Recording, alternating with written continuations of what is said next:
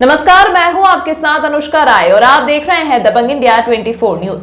गोंडवाना गणतंत्र पार्टी के विधानसभा देवरी विधायक प्रत्याशी रजत दीवान से दबंग इंडिया 24 की टीम ने 2023 के विधानसभा चुनाव को लेकर की वार्ता। सुने रजत दीवान ने विकास के मुद्दों को लेकर क्या कहा। प्रत्याशी देवरी विधानसभा से घोषित हुए हैं भाई रजत दीवान। हम आज चर्चा करेंगे विधानसभा देवरी के विषय में। बहुत सारे मुद्दे हैं। देवरी विधानसभा को अगर देखा जाए तो विकास की जो स्थिति रही, भारतीय जनता पार्टी और कांग्रेस के विधायक लगभग 10 वर्ष से यहाँ निरंतर हैं और क्या स्थिति है यहाँ की और किस एजेंडे के साथ रजत दीवान जी ने निर्णय लिया कि हमें देवरी विधानसभा से चुनाव लड़ना है। तो सबसे पहले दबंग इंडिया की ओर से समस्त व्यूअर्स, समस्त मतदाताओं का बहुत बहुत स्वागत, अभिनंदन। और दीवान साहब, आपका भी हमारे चैनल की ओर से बहुत बहुत स्वागत, बहुत बहुत अभिनंदन। बहुत बहुत धन्यवाद। रजत जी, आपने चुनाव लड़ने का निर्णय लिया, किस पार्टी से हैं आप? गोंडवाना गठबंधन पार्टी। गोंडवाना बहुत बहुत धन्यवाद, आभार ज्ञापित करना चाहूंगा गोंडवाना गठबंधन पार्टी का, जो उन्होंने मुझे देवरी विधानसभा प्रत्याशी के रूप में चयनित किया जी। और अपार जनता का आशीर्वाद मिल रहा है यहाँ से गोंडवाना गठबंधन पार्टी को। ये निश्चित रूप से तीसरे कदम के रूप में देवरी विधानसभा में उभर कर आई है। तो आपके चैनल के माध्यम से सभी देवतुल्य जनता से मैं निवेदन करना चाहूंगा कि आप अपना वोट एक स्वच्छ, सही वाले, समझदार, ईमानदार व्यक्ति को प्रदान करें। अभी क्या कहेंगे, अभी जो 10 वर्ष निरंतर यहाँ पर जो विधायक रहे हर्ष यादव, तो उनके कार्यकाल में जो विकास की स्थितियां रही वो क्या रही, उनसे आप किस तरह से आप उसके विषय में कह पा रहे हैं कि विकास किया उन्होंने कि नहीं किया? बात करें तो भारतीय जनता पार्टी की सरकार रही, तो ये एक मुद्दे होते हैं और हर मतदाता की एक जरूरत होती है, हर व्यक्ति की एक अपनी पर्सनल नीड होती है कि हमारे यहाँ ये चीज हो, सड़क हो, पानी हो, बिजली हो, अच्छा स्वास्थ्य हो, शिक्षा हो, इन सारी चीजों को लेके। तो हमारा जो एजेंडा है चुनाव को लेके, जिस तरह से मैदान में उतरे हैं, तो हमारा एजेंडा क्या है, मतलब आपका एजेंडा क्या है? दोनों ही पार्टियां एक ही सिक्के के दो पहलू हैं, एक सांपनाथ है, एक नापनाथ जी। अभी आप रास्ते में देखते हुए आए होंगे, जिस रास्ते से आप आए हैं, आज से 20 साल पहले भी वही रास्ता और आज भी वही रास्ता है। वर्तमान में 10 साल से कांग्रेस से विधायक हैं हर्ष यादव जी, लेकिन उन्होंने विकास के नाम पर कोई काम नहीं किया। यहाँ तक कि मूलभूत सुविधाओं तक पर उन्होंने ध्यान नहीं दिया। शिक्षा है, पानी है, रोड है, लाइट है, स्वास्थ्य है। देवरी विधानसभा एक अति पिछड़ा हुआ विधानसभा क्षेत्र है, ये आप भी जानते हैं, जनता भी जानती है। चाहे यहाँ कांग्रेस की सरकार रही हो, चाहे बीजेपी की सरकार रही हो, विकास के नाम पर केवल जनता को उन्होंने बेवकूफ बनाया है। और हमारा मुख्य मुद्दा जो मूलभूत सुविधाएं हैं, कई गांवों में आज रोड नहीं है, कई गांवों में आज पीने का पानी नहीं है, यहाँ तक कि केसरी के बाद कमा के पीने का शुद्ध पानी उपलब्ध नहीं है।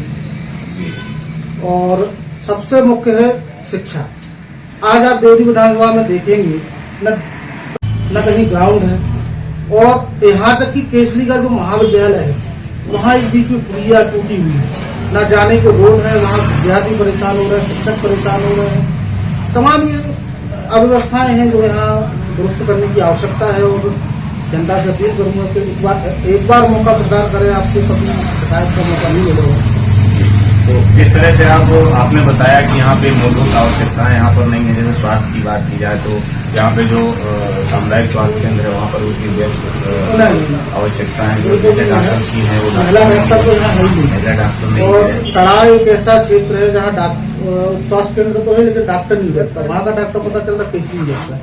अच्छा, तो ये बिल्कुल सच है कि जहाँ जरूरत है और ये मूलभूत आवश्यकता, स्वास्थ्य पहला है, शिक्षा है, स्वास्थ्य है ना, तो इन चीजों को लेके अगर यहाँ विकास की वो गति नहीं है जिस तरह से देखा जा रहा है, तो आप इसको मुखरा बनाएंगे। मुख्यतः ये आपके एजेंडे में है कि हम स्वास्थ्य, शिक्षा, सुरक्षा इसको लेकर के काम करेंगे, यही आपका एजेंडा है। बिल्कुल। तो और इसके साथ साथ जो हमारा केसरी विकास खंड है, ये बोलचाल की भाषा में तो आदिवासी विकास खंड है, लेकिन इसको लिखित रूप में जी हमें आदिवासी विकास खंड बनवाना है।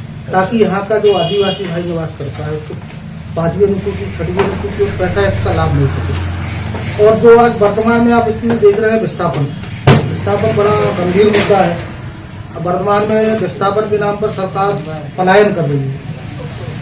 तो विस्थापन का हम ये उसके लिए तैयार हैं, लेकिन रोड के बदले रोड, मकान के बदले मकान, दुकान के बदले दुकान, खेत के बदले पानी के बदले पानी, स्वास्थ्य के बदले स्वास्थ्य, ये विस्थापन है। यह नहीं कि आपने 10 साल पुराना 15 लाख रुपए प्रति परिवार के हिसाब से आपने पैसा दे दिया और उस 15 लाख में आज मकान भी नहीं आ रहा, प्लाट भी नहीं आ रहा, जमीन तो बहुत बढ़िया है। पूरी संस्कृति नष्ट हो रही है, व्यक्ति की पूरा जीवन नष्ट हो रहा है। बिल्कुल विस्थापन को रोक लगे और उसके लिए हम लोग कड़े कानून बनवाएंगे ताकि विस्थापन ना हो सके, चाहे सेंचुरी के नाम पर हो, चाहे डेमो के नाम पर हो। और वर्तमान में बहुजन समाज पार्टी और गोंडवाना गठबंधन पार्टी का जो गठबंधन हुआ है, तो निश्चित तौर पर इस बार देवरी विधानसभा में तीसरा विकल्प गोंडवाना गठबंधन पार्टी के रूप में उभरेगा और सभी उसकी तलाश कर रहे हैं, जो कि आपके सामने है। बहुजन समाज पार्टी और गोंडवाना गणतंत्र पार्टी दोनों मिलकर के एक थर्ड ऑप्शन आया है लोगों के पास। तो क्या देख रहे हैं आप? सामने आपके विपक्ष में देखा जाए तो गुड्डा पटेरिया जी हैं, बलिहारी पटेरिया जी, इधर से देखा जाए कांग्रेस से तो हर्ष यादव जी हैं। तो इन दोनों प्रत्याशियों के बीच में तीसरे आप है ना, अब ये जनता को निर्णय लेना है उनके लिए सही कौन है। मैंने बताया कोई सापनाथ एक नागनाथ। बिल्कुल। तो विकास की प्रबल धारा बहाने के लिए रजत मुक्ति धाम नहीं, तो कई चीजें ऐसी हैं, जबकि सरकार ने चाहा, शासन ने चाहा और गांव-गांव में मुक्ति धाम बनाए, क्यों नहीं बना? इसका कारण कहीं ना कहीं भ्रष्टाचार, जनप्रतिनिधि, कुछ भी हो सकता है। तो ये एक मूलभूत आवश्यकताएं हैं।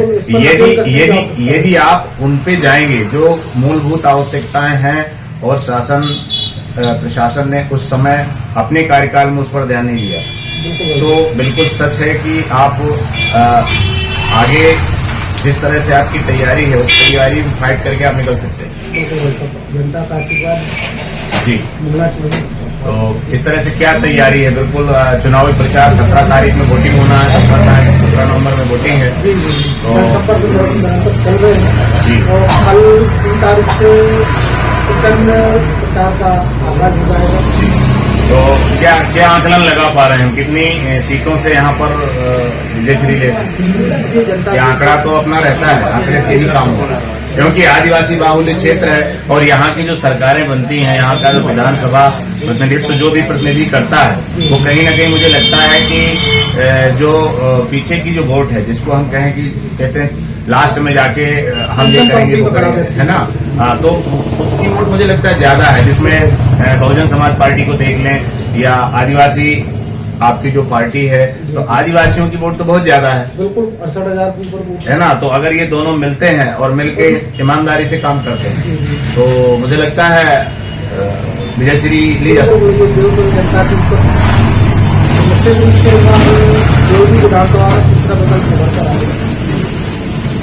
तो पक्का है बिल्कुल गोंडवाना गठबंधन पार्टी और बहुजन समाज पार्टी गठबंधन से जो एक माहौल बना है देवरी विधानसभा में, उसको आगामी समय में आप भी देखेंगे और जनता भी। ये देख रहे हैं आप, रजत दीवान जी हैं जो विधानसभा देवरी से प्रत्याशी हैं गोंडवाना गणतंत्र पार्टी से, और साथ में सपोर्ट में बहुजन समाज पार्टी है। और इनका कहना है कि जो भी विकास यहाँ हुआ है और उस विकास की जो स्थिति है, उस स्थिति को देखते हुए मुझे नहीं लगता कि कोई विकास हुआ है, और जो भ्रष्टाचार हुआ है, जो अनियमितताएं हुई हैं, उन सारी चीजों को देखते हुए हमारा एजेंडा यही है कि जो हम काम करेंगे, जिस तरह से स्थितियां यहाँ बनी हुई हैं, कहीं रोड नहीं है तो कहीं बिजली नहीं है, कहीं पानी नहीं है, कहीं पुलिया टूटी है, स्वास्थ्य की व्यवस्थाएं सही नहीं है, शिक्षा की व्यवस्थाएं सही नहीं है, उन सभी चीजों को लेकर के ये रजत जी का कहना है कि यही हमारा एजेंडा है, जिसको लेकर के हम जनता के बीच में जाएंगे, चुनाव लड़ेंगे और चुनाव लड़के विजयश्री लेके विधायक बनेंगे और विधायक बनकर के इस क्षेत्र की सेवा करेंगे। दबंग इंडिया 24 से उप संपादक राजू सिंह राजपूत।